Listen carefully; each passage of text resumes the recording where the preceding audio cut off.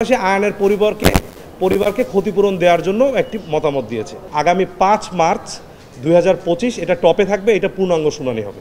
যে শিশুটি মারা যায় আয়ান ৭ জানুয়ারি ২০২৪, পরবর্তীতে আমরা জনস্বার্থে রিটটি ফাইল করার পরে ২০/২/২০২৪ তারিখে তৎকালীন যে অনারেবল হাইকোর্ট ডিভিশনের বেঞ্চটি ছিলেন, সেই বেঞ্চটিতে স্বাস্থ্য অধিদপ্তর কর্তৃক যে রিপোর্টটি সাবমিট করা হয়েছিল সেই রিপোর্টটিকে honourable high court division manipulated report হিসেবে ডিক্লেয়ার করে সেই রিপোর্টটি বাতিল করেন এবং পরবর্তীতে ৫ সদস্য বিশিষ্ট একটি কমিটি করে দেন। যে কমিটির আহ্বায়ক ছিলেন ডাক্তার মাকসুদুল আলম, উনি সোহরাওয়ার্দী মেডিকেল কলেজের উনি অ্যানেস্থেসিওলজি বিভাগের প্রধান ছিলেন এবং সদস্য সচিব ছিলেন।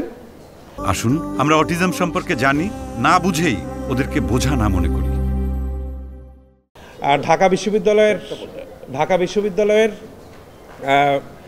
আইন বিভাগের অধ্যাপক হাফিজুর রহমান কার্জন। তো পরবর্তীতে তারা ২০/২/২০২৪ এই অর্ডারের প্রেক্ষিতে গত ৬/১/২০০০ এবং মতামত দিয়েছে। তার ভিতরে কয়েকটি ইম্পর্টেন্ট আমি জাস্ট একটু তুলে ধরব। নাম্বার 1 বলেছেন, তারা যে ইউনাইটেড হাসপাতাল অ্যান্ড মেডিকেল কলেজ যে ছিল তাদেরকে তারা দায়িত্ব অবহেলার, এই রিপোর্টে তারা সেটা প্রকাশ করেছে, তাদের দায়িত্ব অবহেলা ছিল এবং তাদের বিরুদ্ধে আইনানুগ ব্যবস্থা নেওয়ার জন্য বলা হয়েছে।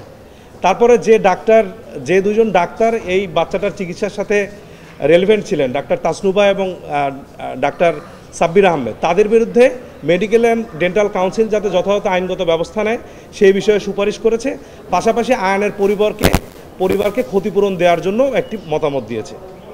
তো এই রিপোর্টটি আদালত আমলে গ্রহণ করেছেন, আমলে নিয়েছেন এবং আজকে শুনানির পর অনারেবল হাইকোর্ট ডিভিশন আমাদের এই জনস্বার্থে মামলাটিকে খুবই গুরুত্বের সাথে বিবেচনা করে এটিকে আংশিক শ্রুত হিসেবে রেখে আগামী ৫ মার্চ ২০২৫ এটা টপে থাকবে, এটা পূর্ণাঙ্গ শুনানি হবে। আদালত মনে করে যে তারা ক্ষতিপূরণ পেতে পারে, সেক্ষেত্রে তারা ক্ষতিপূরণ পাবে। আমাদের রুলের টার্মে ছিল ৫ কোটি টাকা আমরা ক্ষতিপূরণ চেয়েছিলাম। এটা এখন ডিপেন্ড করবে বিজ্ঞ আদালতের উপরে, তারা যেটা উপযুক্ত মনে করবেন সেই অনুযায়ী ক্ষতিপূরণ পাবেন কি পাবেন না সেটা ডিসাইড হবে।